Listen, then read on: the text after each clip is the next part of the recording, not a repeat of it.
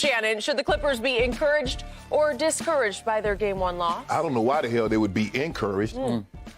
Utah missed 20 straight shots in the first quarter. They didn't shoot the ball particularly well all night, at least the first half. You had a 13-point lead at the half.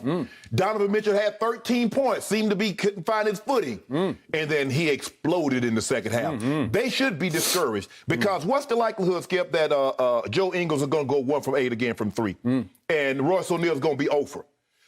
When I look at it, Skip, there's something that's going on with you guys. Is that Paul George is who we thought he was. Now, in his last, he went 7 of 15, 5 of 15, 6 of 15, and 4 of 17. He's 10 for 30 from the three-point line. He got outscored. He and Kawhi got outscored by Spider Mitchell by himself. You good with that? Now, I want to know why Marcus Smart Sr. has attempted that shot. Because Kawhi had the ball, Paul George had the ball. Now, this is 3 times that we know of. Paul George has given up the final shot. He gave it up when he was in Indiana and said, CJ got to give me the ball back. He gave it up to Terrence Mann the other night. And he just gave it up again. Now, I want to know why Kawhi didn't take that shot. Because, you know, Kawhi, the king of L.A., Scorsese got a script right now. He directed. New king of L.A. Never make the script. Never make the screen, Skip. They should be very discouraged because I don't know if they're going to get an opportunity to have this big of a lead. A team missed 20 straight shots and you don't bury them. And I thought they would come out a little rusty. We talked about it yesterday, Skip. I said, when a team gets off this much time, it's like, and the last team that came off, and I understood, maybe the Clippers' legs got a little heavy because they did go 7 rounds. It was 7 games, and it was 7 hard games. But another thing that should be discouraging, Utah won this game without Mike Conley. Mike Conley going to come back, I would like to think, at some point in time, but they might not need him. They might not need him. They look good on Spider Mitchell got started, did it. And D-Wade on the sideline. D-Wade said, gotcha, buddy. So what do you got, Jazz in 4? No. I got the Jazz. You got the Clippers. I do. Okay, well, I love the Clippers. No, you don't. What, did you? Oh, and Spider Mitchell said something. Did you see him at the start of the fourth quarter? I did. What did he say, Skip Bayless? He spoke the truth. What did he say? Say it. He said, if we go on out here and jump on them, they're going to get ready for game 2. Because they just came off game 7 just 48 hours ago, right? Didn't he say that? Wait, say what he said. No. You brought it up. You got to speak it. But you said... Speak it in its entirety. Whoa. But when LeBron James, you said guys shouldn't get tired. Why do they get to get tired and nobody else? Is it my turn? One more thing. Okay. What did Rudy Gobert say, though? Rudy Gobert said, I knew they were going to pass it to Marcus Morris because them chumps ain't want to take the final shot. That's what Rudy said. Rudy said, I knew who was going to take the ball. You got Paul George. You got Kawhi. Kawhi's a 2-time Finals MVP. Paul George is an all-NBA player. Both are perennial all-stars. And they passing the ball to Marcus Morris. Now let LeBron James. Now you say, why wouldn't LeBron shoot it? Shoot it, LeBron. Kawhi, the king of the mid-range. Kawhi, Paul George, y'all great three-point shooters. That's what Skip Bayless tell me. Y'all in trouble. Y'all in trouble. Keep talking, I'm going to say 5. Say one word, I'm going to say 5. One word. 5. For how many? 5 cases? 5. You're going at 5. 5 cases 5 for 5? for 5. Thank you. 5 for 5. Diet Mountain Dew, the breakfast of champions, the nectar of the gods. I got so much dew. I'm going to have to build a 4th swimming pool in my backyard. I don't have enough room for it. Can I get my 3 cases back on Friday's game? Yeah, I'll do that. When we get to Friday, we'll get to that. But right now, we have to address game number 1, and I believe it is now officially my turn. You on the clock. I don't have a clock because you just spent the whole show with all of your baloney that you spewed all over the table. Okay, go ahead. So let me refresh my memory. Yesterday, you picked who to win this game? Utah. Yes, Utah. Yeah. Yesterday, I picked Utah to win this game. Okay. Yesterday, I first guessed everything that happened. I said that Kawhi would be running on empty, literally running, and then I amended it to trotting on empty because he just played 2 of the most Jordan-esque games I had ever seen him or maybe anybody else played. Game 6 and 7, he was Jordan-esque, and you agreed with that because he was special. He was spectacular, yes. And I believe it was the greatest playoff comeback in NBA playoff history, where my Clippers were down 0-2 Friday night at Dallas. They lost the first 2 games at home, and they're down 30-11 in Game 3 before a packed, crazed crowd at Dallas, and somehow came back and won that game and Game 4, and then went home and spit the bit and threw up all over themselves and lost Game 5 at home. So they lost 3 straight playoff home games to the same team and managed to rally back and win Game 7 finally against that team. And it took a lot out of them, and especially out of him. So I did not expect much from the Clippers last night. In fact, truth be told, I thought they would get blown last night. And the truth was, I was mightily encouraged because they did have a chance to win the game. And as bad as they were in the third and parts of the fourth quarter, it went down to the last shot. They had a last shot to force overtime in Game 1. And you're saying they should be discouraged? They're dancing this morning. They're like, we got this. You had a 13-point lead at the half, That is correct. And I'm not discouraged by the second half, but I was disappointed because I believe a team that was more decorated, a team that maybe had won a couple of championships, would have smelled blood and realized, hey, we're all gassed physically and psychologically. We know that. But at halftime, they all look at each other and say, wait a second, they're trying to hand us one here. We can steal Game 1 at Utah, and it's a hard place to play. Yeah. As you know, it gets loud in there. Sellout crowd last night. I could barely hear the announcers last night.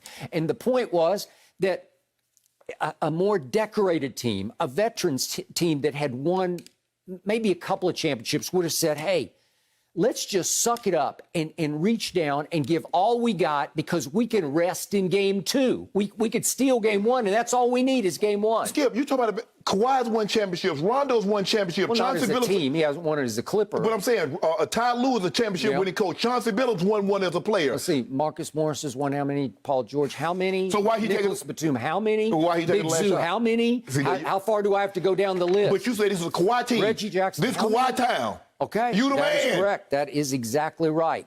So what did I see last night?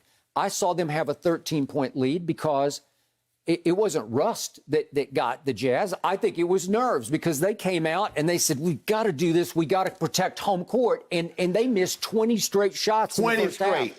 20 straight shots. And then Donovan Mitchell comes out and scores 16 in the third and 16 in the fourth. That's hard to do. Yes. That was also special. Yes. I give you that.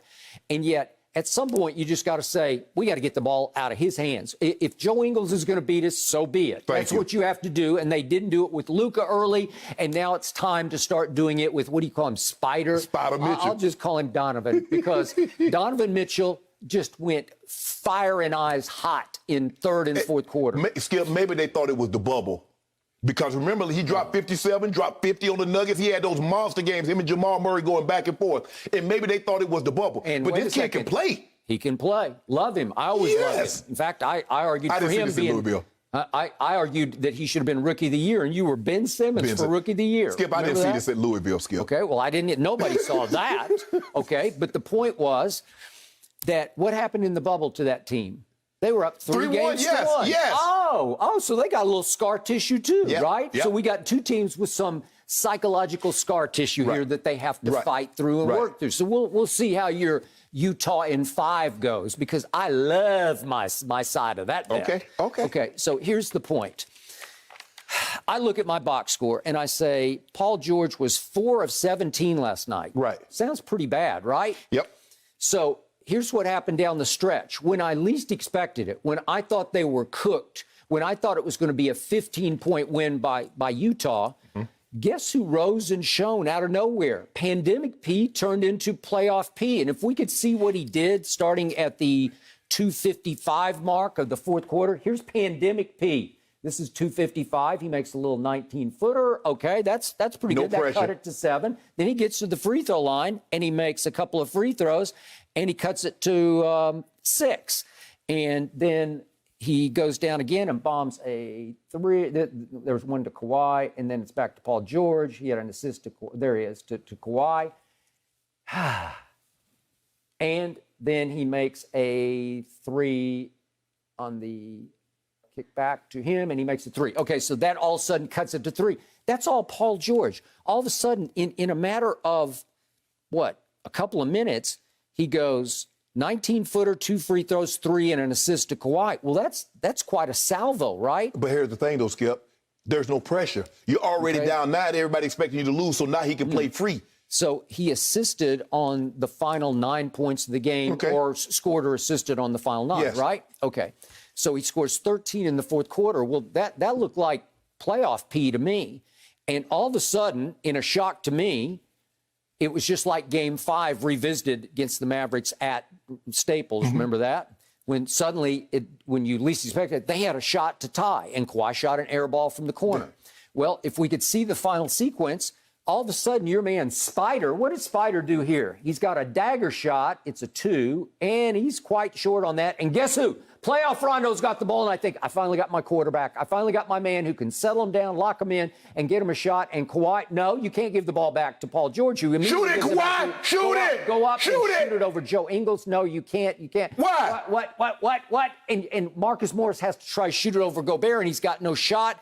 And guess what Marcus Morris was for the game from 3? How about 1 for 9? Yeah. Is it possible that my Clippers go as Marcus Morris goes? Because what did he do in Game 7? He hit 7 of 9 threes. What did he do in the big Game 3 at Dallas? He made 3 threes from the same corner, the far corner on television, right? The far right corner. Okay, so 1 for 9. Well, it's hard to win a game when one of your starters goes 1 for 9 from 3, but it's especially crazy when the ball winds up in his hands when he's 1 for 8 at that point, right? Right. Okay, because it's just wrong. So I'm going to be very objective about my man Kawhi Leonard. He has to take that shot. Here's the problem, though. He does not have great range. He is a killer dagger shooter from mid-range. You just said it. You just said he's one of the great mid-range shooters ever. He is. And he is. He doesn't have great three-point range. He's a decent three-point shooter, but he's not a great one. Right. And for him to rise up on his own and create that shot, he doesn't really have that shot. And they had to shoot a 3.